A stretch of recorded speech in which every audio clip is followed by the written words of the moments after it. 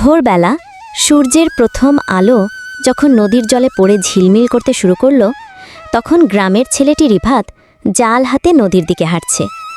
তার কাঁধে পুরনো নীল সাদা রঙের মাছ ধরার জাল, আর হাতে কাঠের দাঁড় বিশিষ্ট ছোট একটি নৌকা।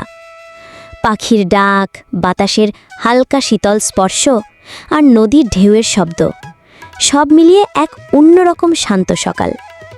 রিফাতের স্বপ্ন ছিল আজ যেন ভালো মাছ ওঠে, যাতে বিক্রি করে মায়ের জন্য বাজার থেকে অনেক ভালো খাবার কিনে আনতে পারে।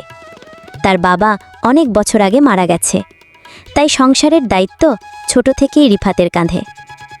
রিফাত নৌকাটি জলে নামিয়ে বসল দাঁড়ে ভর দিয়ে।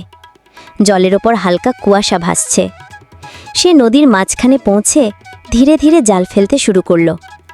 জাল ছড়িয়ে পড়তেই নদীর ওপর যেন এক মুহূর্তে নিস্তব্ধতা নেমে এলো, শুধু জালের টুপটাপ শব্দ। অল্প সময়ে সে অনুভব করল জালের ভেতরে টান পড়েছে, মাছ ধরা পড়েছে। রিফাত জাল টেনে তুলল। জালে রূপালি রঙের বড় বড় ইলিশ মাছ, কয়েকটা রুই আর কাতলা। তার মুখে হাসি ফুটে উঠল, আজ সত্যি ভাগ্য সহায়। মাছ ভর্তি ঝুড়ি নিয়ে রিফাত নৌকা চালিয়ে ফিরে এলো তীরে।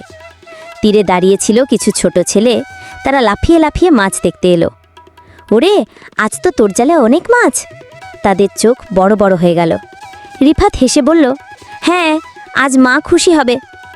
বাজারে পৌঁছে রিফাত মাছগুলো সাজিয়ে বসে পড়ল। মাছের রূপালি ঝলক আর নদীর তাজা গন্ধে ক্রেতারা ভিড় জমাতে লাগল। কেউ ইলিশ কিনল, কেউ বড় কাতলা, কেউ বা আবার ছোট চিংড়িও নিল। অল্প সময়ে সব মাছ বিক্রি হয়ে গেল, আর রিফাতের হাতে জমল বেশ কিছু টাকা। টাকা নিয়ে রিফাত পাশের মুদি দোকানে গেল। দোকানে চাল, ডাল, তেল, সবজি আর মিষ্টি দেখে তার মনে আনন্দ ছড়িয়ে গেল। সে 1 কেজি চাল, আধা কেজি ডাল, কিছু সবজি আর মায়ের জন্য 1 প্যাকেট নারকেলের নাড়ু কিনল।